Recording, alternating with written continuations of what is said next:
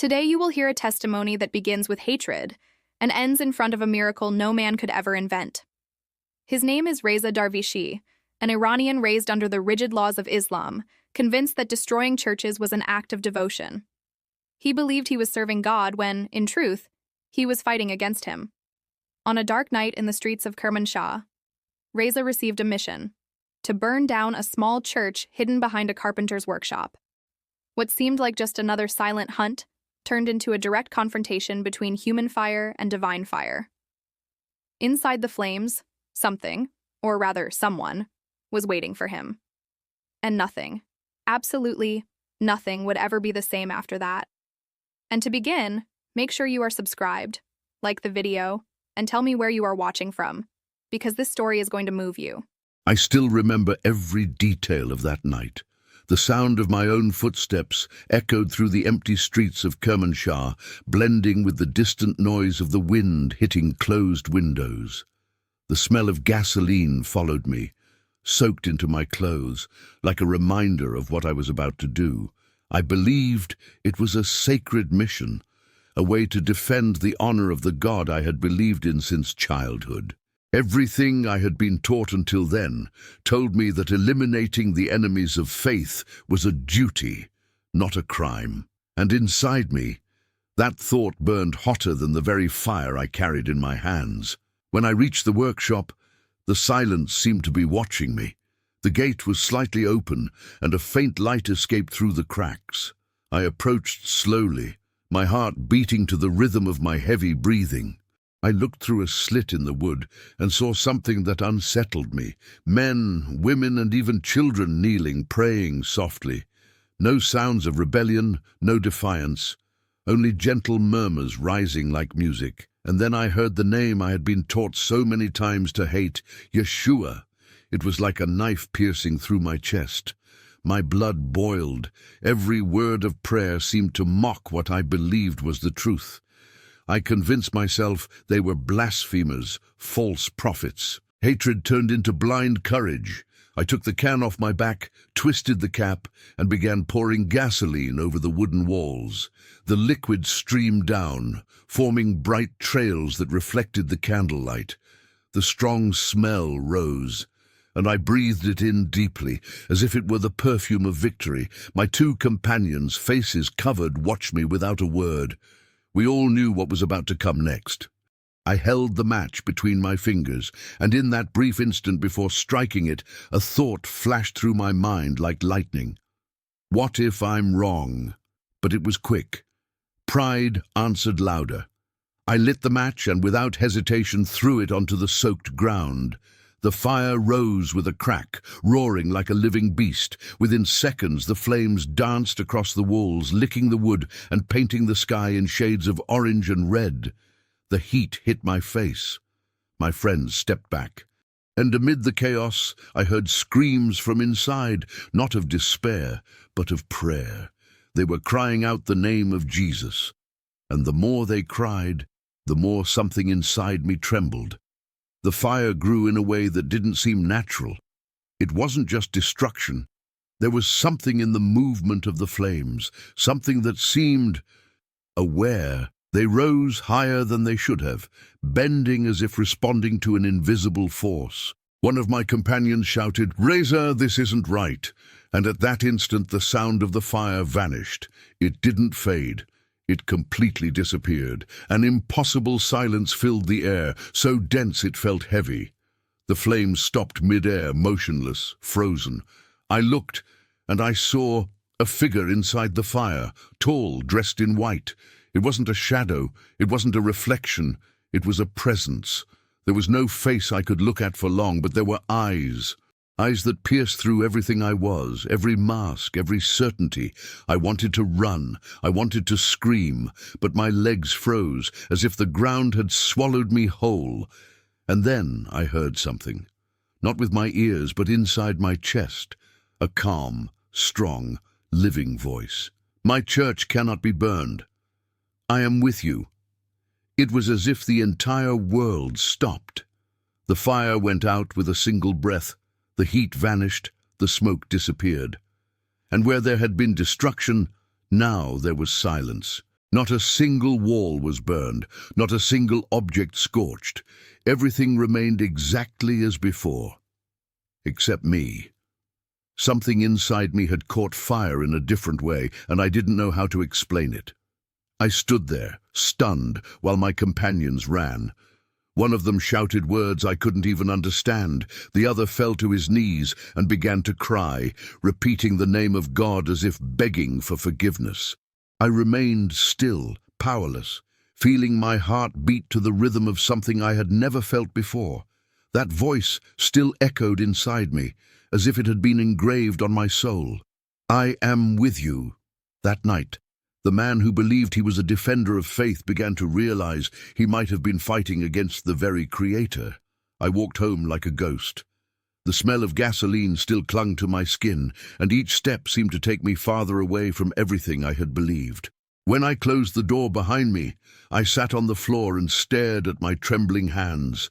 They should have been stained with guilt, but all I could see was a strange glow on them, the reflection of that white light. I tried to sleep, but every time I closed my eyes, I saw that gaze again. It wasn't a threat, it was compassion. And that compassion tormented me more than any punishment ever could. The next morning, I woke up with my mind at war. Part of me said it had been a hallucination. The other part, the trembling one, knew it was real. I needed to see with my own eyes if what happened that night hadn't been a dream. So I left the house and walked back to the workshop. Every corner seemed to watch me, each step heavier than the last. When I arrived, the gate was open. The sun beat down on the wood, which strangely was intact. No burn marks, no smell of smoke. It was as if time had been erased along with the fire. I stood there for a while, unable to enter, until I heard the sound of a door opening. A simple man, with worn clothes and a serene look, came out. I recognized his voice immediately. It was him, the pastor who had prayed aloud the night before, the one who asked Jesus to save them. My instinct was to hide, to run, to disappear. I expected hatred, denunciation, revenge. But when our eyes met, he smiled. That smile disarmed me. I felt my legs give way. He walked towards me unhurriedly and said, "You came, that's enough." No judgment, no accusation, just a sentence. And that sentence broke me. I fell to my knees. Tears came before words. I tried to justify myself, to ask for forgiveness, to explain, but no words came out. I felt shame, a deep shame of someone who finally sees their own abyss. He placed his hand on my shoulder and began to pray. The words were simple, but they carried an eternal weight. "Lord, the one who destroys may be the same one you restore. The one who hates may be the same one you transform." As he prayed, something inside me crumbled and was reborn at the same time. For the first time in my life, I didn't want to argue with God. I just wanted to surrender. The Christians who were there gradually left, drawing closer. None of them pushed me away. None looked at me with suspicion. One of them even offered me water. It was as if they all already knew who I was, and even so, accepted me. The man who tried to destroy them was being received with love. I felt small. I broke down in tears. The words escaped me on their own. "If you are real, Jesus, transform me." At that moment, the hatred that had once burned turned to ashes. And from those ashes, something I had never felt before was born: peace. In the following days, I tried to understand what was happening to me. That pastor, Yusef was his name, invited me to return to the carpentry shop in secret. I went, even without knowing why. He greeted me with the same smile and placed a small Bible translated into Farsi in my hands. "You don't need to understand everything right now, just keep walking." Those words stuck in my mind. I started going every night, secretly, sitting in the back, observing every prayer, every song. Those people spoke to God as one speaks to a friend. I saw no fear, no obligation. I saw love, I saw truth, and without realizing it, I began to wish I had the same sparkle in my eyes that they had. But in Iran, faith in Jesus doesn't go unnoticed for long. Every meeting was a risk. Every hymn sung could be the last. And I, who was once the persecutor, was now one of them. Hidden, fragile, but with a heart beating with new hope. However, the peace I found didn't last long. One night while we were praying, we heard noises outside, footsteps, voices, orders. Before anyone could react, the door was broken down. Armed soldiers stormed in, shouting, pushing, pointing guns. Chaos took over the small workshop. I tried to protect the pastor, but we were brutally subdued. The screams, the sounds of boots hitting the ground, the women's cries, it all echoed like a nightmare. We were dragged through the streets to a dark van. The metal of the handcuffs hurt my wrists. I looked at Youssef, expecting to see fear, but he only murmured in a faint voice, "They hated Jesus too." We were thrown into a cold, damp cell. The silence there was different. It wasn't an absence of sound. It was a kind of living darkness. I sat on the floor, leaning against the wall, trying to understand if everything I had experienced was real or an illusion. The fear returned, sharp, the same fear I felt before I knew that light. But in the midst of that darkness, something began to change. First, a sensation, as if the air around me had become lighter. Then a faint, almost invisible glow began to appear. It came from inside the cell. I didn't yet know what was about to happen, but something inside me was whispering, "He's here again." And that's how the new chapter of my story began, not with fire, but with light. A light that no prison could extinguish.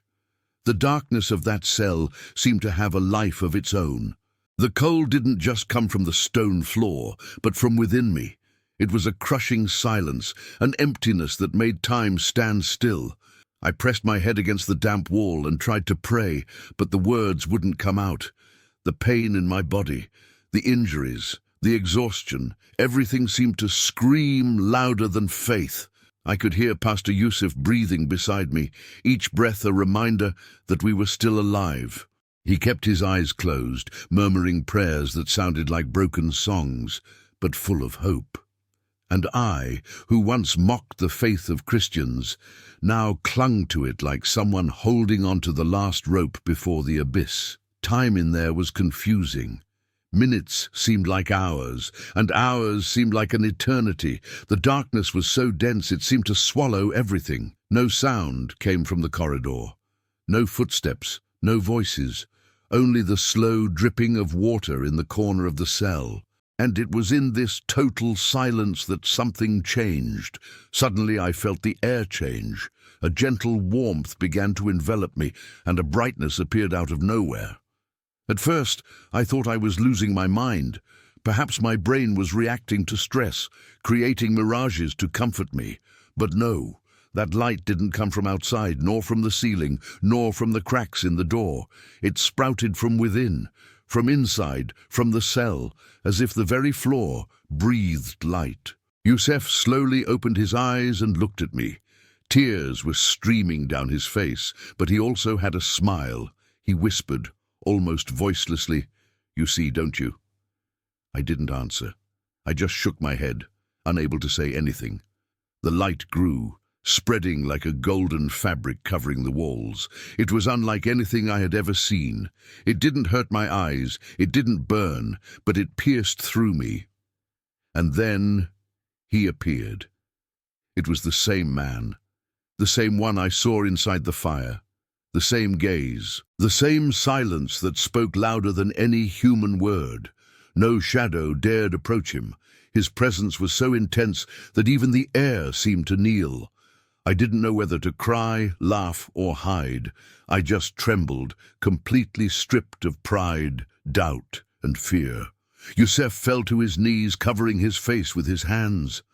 I stood motionless, paralyzed by the sight. And then, without moving his lips, without making a sound, he spoke within me. "I am here." Those 3 words seemed to erase all the pain, all the guilt, all the darkness that had accompanied me since birth. It was as if the whole world had stopped to give me a second chance. I heard the metallic sound of the chains snapping from our feet. First a slap, then another. I looked at my wrists. The handcuffs were open. Yusef raised his head, surprised, and soon realized that his chains had also fallen off. The padlock on the door turned slowly on its own, until it opened with a sharp sound that echoed throughout the prison. I looked down the corridor. The guards were lying there, fast asleep. The pastor looked at me and murmured through tears, "This isn't an escape, Reza. It's a rescue." His words echoed within me like silent thunder. I knew it was true. It wasn't a coincidence, a trick, or an illusion. It was a direct intervention from heaven. We left the cell slowly, with silent steps, as if afraid to break the sacred atmosphere of that moment. The light that accompanied us seemed to guide our path, moving with us. We passed 3 soldiers lying on the ground, breathing deeply, as if sleeping peacefully. No one woke up, no one noticed our presence. Each door we passed seemed to unlock itself, and the fear that had gripped me for hours simply vanished. When we reached the exit, the cold morning air hit me like a new baptism.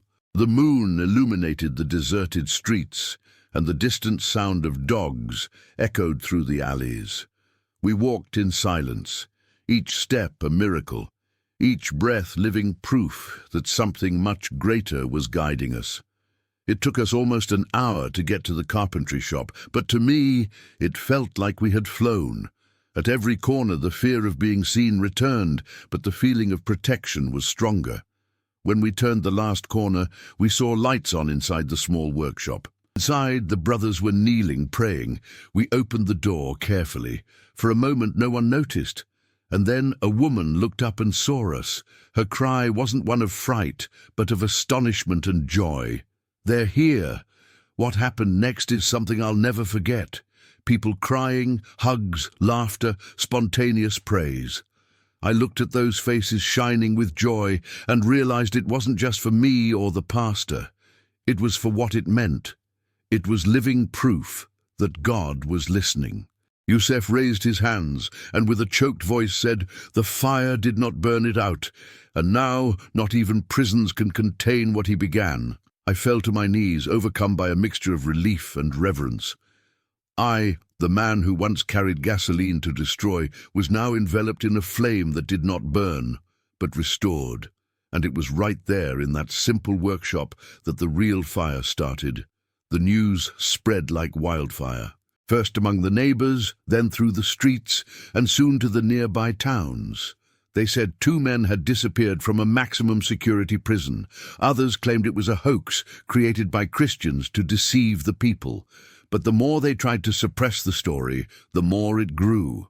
The invisible fire was spreading. Men who had previously mocked the faith began to secretly inquire about what had really happened. Merchants, young students, even some religious leaders wanted to understand what made those people risk everything to follow a forbidden name. And then something happened that I will never forget. A few days after the escape, while we were gathered in prayer, someone knocked on the carpentry shop door. The sound was dry, firm, authoritative. For a moment, everyone froze. No one knew if it was a soldier or a curious onlooker. The pastor motioned for me to open it. I took a deep breath and turned the doorknob. On the other side was Farid Mansouri, one of the guards who had arrested me. I recognized his face immediately. He recognized me too, and his eyes said it all. He was pale, sweating, with trembling hands. "I need to speak with the pastor," he said, his voice barely audible. Pastor Yusuf approached fearlessly and invited him inside.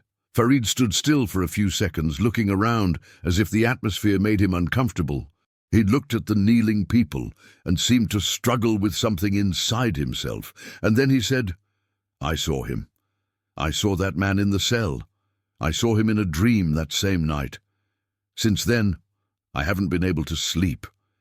Every time I close my eyes, he appears looking at me, and I don't know what to do." Silence filled the room. I was paralyzed. The memory of the light returned like a flash of lightning. Farid began to cry. His words came between sobs. "Who is he? Who is this man who doesn't speak but makes me listen?" Yusef hugged him without saying anything, and then he replied in the gentle voice of someone who carries absolute certainty. "The same being that appeared to Reza is now calling you." Farid broke down. He fell to his knees and began to cry loudly. The sound of repentance echoed through the workshop like a melody of redemption. He wasn't asking forgiveness from us. He was asking God. And on that simple wooden floor, the man who once handcuffed me was freed from chains no one could see. I embraced him and felt something I never thought I'd feel for an enemy: compassion. In the following days, others began to arrive. One by one, secretly, knocking on the same door. Soldiers, merchants, young people. Some came driven by curiosity, others by dreams they couldn't explain. They all spoke of a presence that called to them. The carpentry shop was transformed. It was no longer just a hidden church. It was the center of something growing uncontrollably. Each testimony was a new spark. The fire that didn't burn out became a symbol of hope. I watched everything unfold and understood that this movement wasn't born of emotion. It was something supernatural. The same fire that once tried to consume lives was now igniting hearts. But the more love grew, the more fear of the government increased. The authorities began to investigate. The tension in the streets was palpable. People disappeared overnight. Soldiers were instructed to report suspicious gatherings. Even so, no one backed down. The people were tired of living in the shadows and began to gather in houses, basements, and backyards. It was a silent revival. I saw in every face the same glow that I saw in that cell, a faith that didn't depend on temples, but on presence. One night the pastor told me something I'll never forget. The fire that once destroyed you is the same fire that now illuminates this city. Those words stuck with me because I knew they were true. What began as destruction was now a seed, and that seed was growing, even under threat, even under pain. But something told me that the worst was yet to come. I could feel it in the streets, in the whispered conversations, in the eyes of the soldiers passing by. A new wind was blowing, and it brought no peace. Still inside me the fire continued to burn, a fire that neither the darkness of the prison nor the fear of man could extinguish. And it was there, in the heart of a suffocating city, that the flame spread with more force than ever. Those were months of silence and fear, months in which every meeting was a risk, every prayer an act of courage, every word spoken aloud a possible invitation to prison. I had already grown accustomed to living in hiding. Every night we changed addresses: an abandoned house, a damp basement, a barn on the outskirts of town.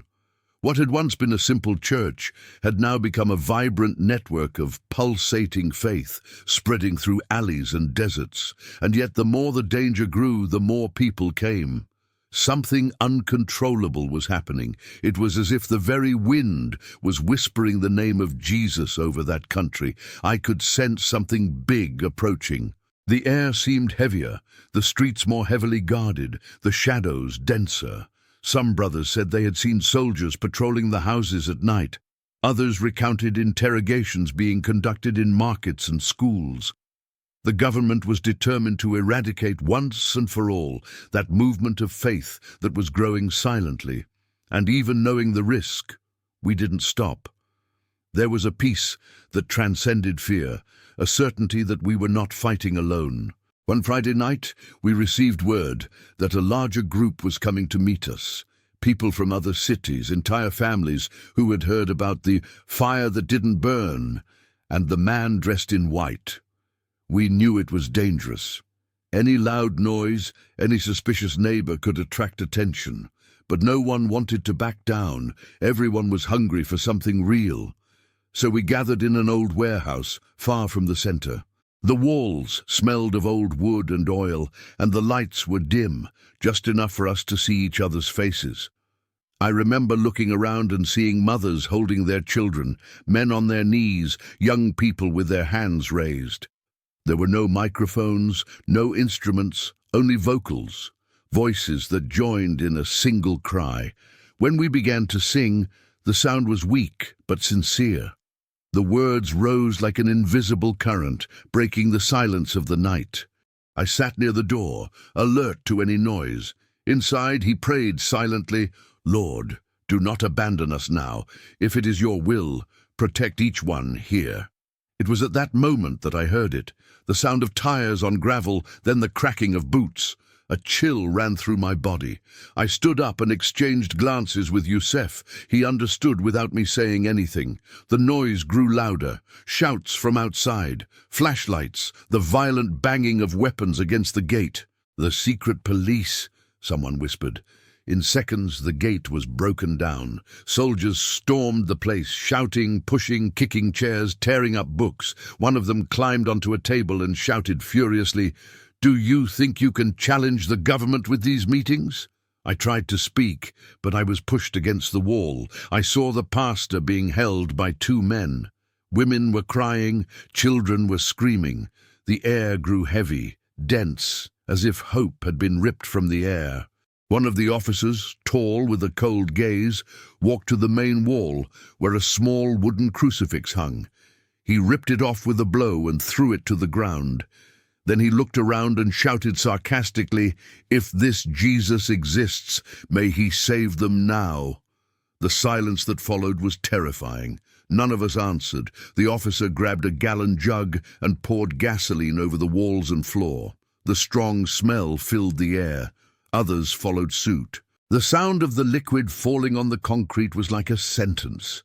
And when he struck the match, time seemed to stand still. The flame rose, vibrant, fierce.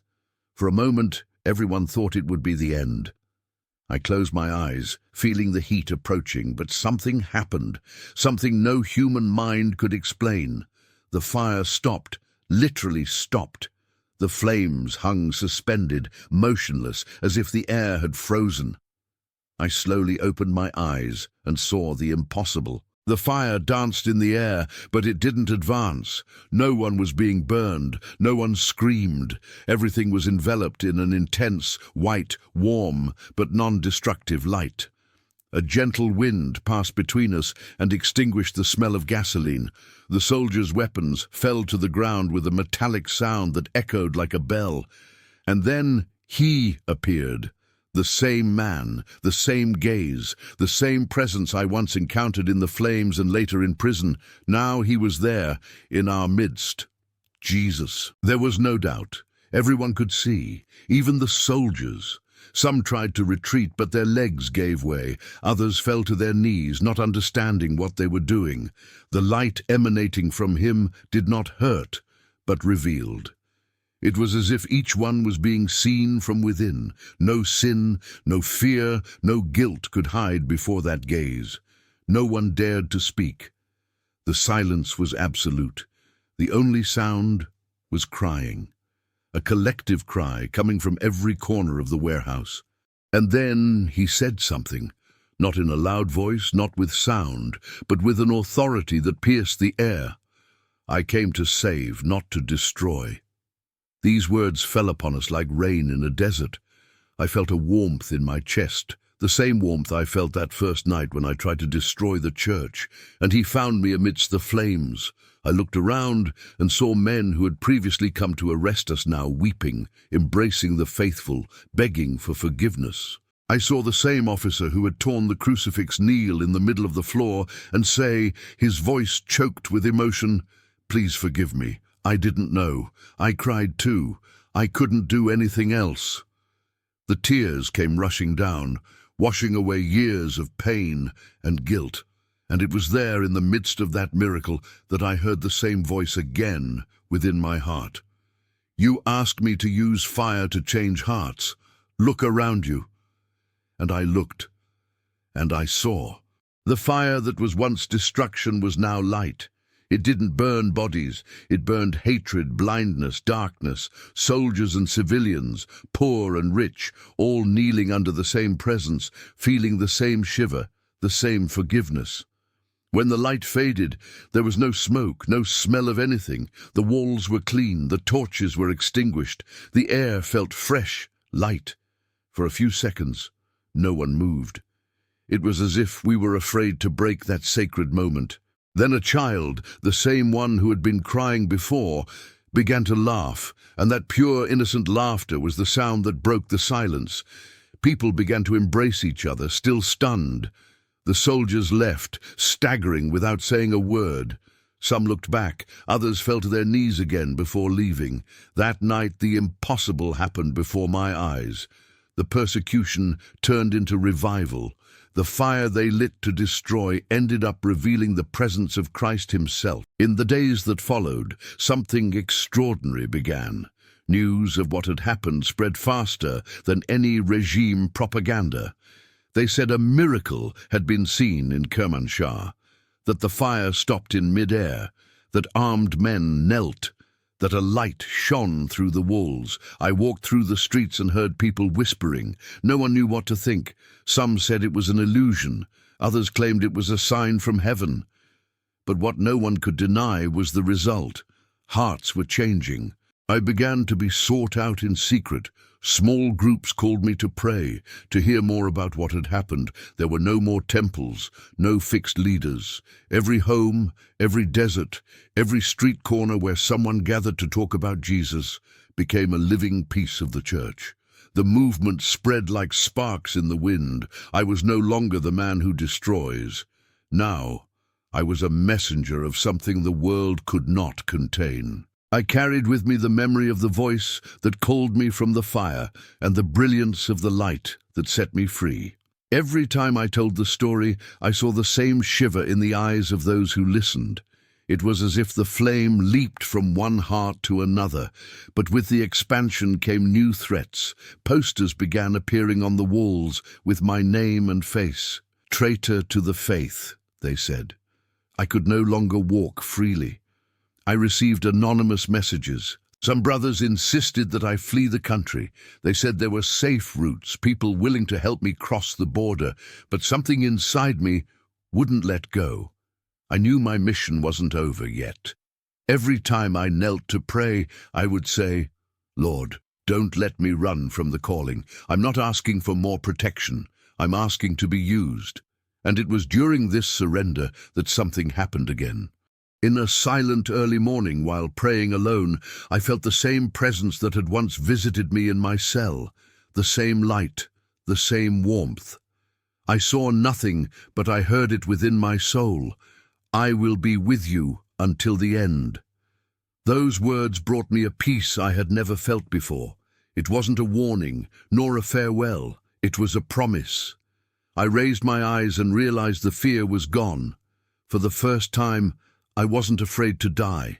I just wanted to keep igniting hearts with the same flame that transformed me. A few days later, I disappeared. Some say I was arrested again. Others claim I managed to flee to another country.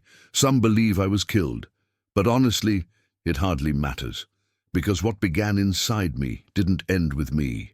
Today, every time a Christian in Iran prays in secret, every time a candle is lit in a dark room, someone tells my story. They say, "He was the man who tried to put out the fire and ended up being consumed by faith." And perhaps it's true, because the fire I once used to destroy was the same fire God used to recreate me. A fire that doesn't destroy, doesn't consume, it only illuminates. And I know with all the certainty a heart can have that this fire will never go out again. Because as long as there is even one man seeking hope in the midst of darkness, he, the man in white, will continue to appear, lighting a light where fear tries to reign. And if you're hearing this now, perhaps that same flame is calling to you as well. And if you've made it this far, take a deep breath for a moment, because what we've just heard isn't just the story of a man named Reza, but a vivid portrait of the power of Jesus when all seems lost. Where there was fire and destruction, faith was born. Where there was guilt and fear, forgiveness arose. It's impossible to hear this testimony and remain the same, and perhaps that's the purpose, to rekindle something within you. Now, check if you're already subscribed to this channel, leave a like if this story touched your heart, and write in the comments, "I love Jesus," so that the whole world knows that you still believe in miracles. And get ready, because the next testimony is already appearing on your screen. In Nigeria, Christians are chained, ready to die. But Jesus did this. A story as powerful as the one you just saw. Click and stay with me, because faith is only just beginning.